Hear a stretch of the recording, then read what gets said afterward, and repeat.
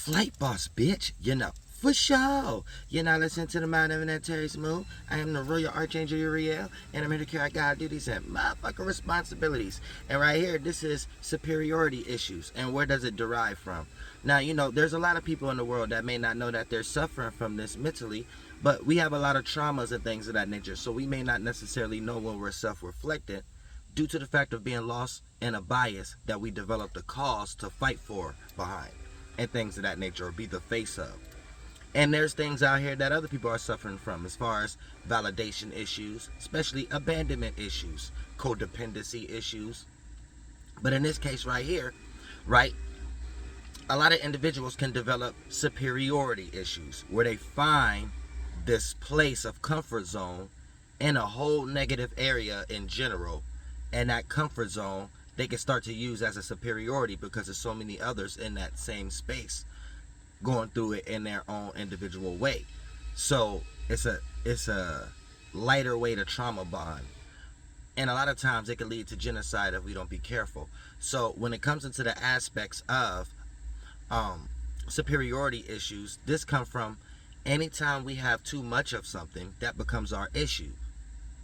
That becomes the things that we struggle with. That becomes one of our main frustrations and the focus in our life. So if you look at it in astrological terms, anytime you have too many retrogrades or you have a stellium, too many planets in one sign or a house, that be the area of your center focus where you may derive a lot of frustrations. But in those small circumstances and events, you may find certain comfort zones where you may think you're good at this area because you've been focused on something so long. You can only get good at something that you become familiar with.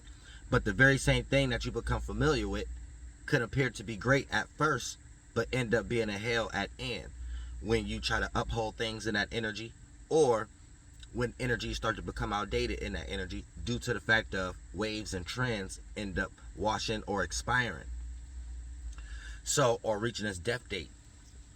And when a person have accumulated a lot off that energy, they may not know how to let it go sufficiently or create something new, so it end up becoming throw everyone who was once supporting in that energy down a guilt trip. So when we start to talk about superiority issues, this comes from when you have too much of something, and by default it becomes the main thing that you frustrated with or struggle with. And it's a yin and yang to everything. The gift is you're able to develop good ability and traits in that area because it becomes something familiar that you can get good with. The negative of it is we may use these things to protect certain vulnerabilities, insecurities, upbringing, lack of something, generational curse, and also we can use it as a sword to hide the actual issue and create concepts and logical reasonings why it don't make sense to attack the main issue, to do some self-reflecting in some way, shape, or form. You could take this into gender.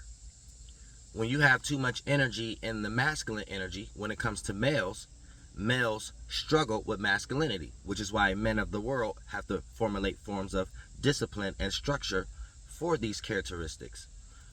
Females are more feminine, so they struggle with the feminine trait as far as the divine feminine and emotions and things of that nature. So the thing you have the most of is not something by default you automatically the controller and goddess over.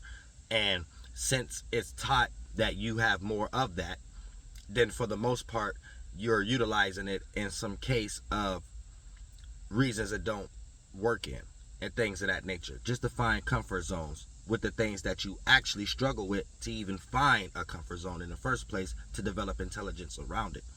So this is why men have to struggle with masculinity and come to conclusions and narratives and characteristics of what it means to be a real man, and women struggle with femininity, aka they can get very chaotic and reckless when it comes to knowing how to deal with the emotions and not always going to the first comfort zone, utilizing emotions for manipulation in some way, shape, or form. So the thing we have more of is the things we frustrate ourselves with, especially with society and things of that nature. You may think that this is catered towards or directed towards a certain area, but this play out in all fashions of life. You can even look at this within race. You know what I'm saying? And then, quote unquote, if you're the darkest within your race or whatever like that, you're more of something than the other participants in your race. So 9 times out of 10, that might be a minor struggle in your life or a minor frustration. You know, you put too much sugar in the Kool-Aid and things of that nature. It's too sweet. Need more ice cubes or a little bit more water. You know, so anytime we have too much of something, you know, it end up developing as a situation where it becomes our frustration. But when we're in something so long, we find the gifts and perks in it, we find the positives in it, and we can find how we can pull the best things out of it also, where you develop new abilities. You know, next time not to put too much sugar in the Kool-Aid. You know, next time it's not that deep, even if it's about race. You know, next time you have to learn astrology so you can know why you keep focusing on one area that's developing an extreme large percentage level of frustrations and things of that nature, all the way down to our traumas and things that we lack. And for the most part, this is how we do self-healing, because when we understand this aspect, we know when we're using these things at wrong times and wrong areas. So we're not developing superiority issue, aka finding a comfort zone in this area. 95% of the world lack energies of spirituality and they need mental crutches. So you're going to attract a whole bunch of other people who need help in that area. And then by default, you may find yourself utilizing one of your frustrations as a way to rub two nickels together and make yourself feel good, like you're not so bad, to the point that you end up thinking that you're perfect and you don't have to do no work, and your way of expressing that to others is just a way of making people feel good, but being blinded in the actual fact of we are all not perfect, and that is not a way that we should be saying things to make ourselves feel good. And we should understand that. And if we are saying that, we should know that that's just a motivation speaking talking point. But behind closed doors, you know, the real genuine spirit know we all need to do some self-evaluation. And anyone who think that they're perfect is hiding from something that's very unperfect, uncrafted, and they have utilized something that they already are frustrated with, found the comfort zone in it, and then built up the characteristics of what we're breaking down right now, the superiority issue. And I love y'all from the bottom of my heart.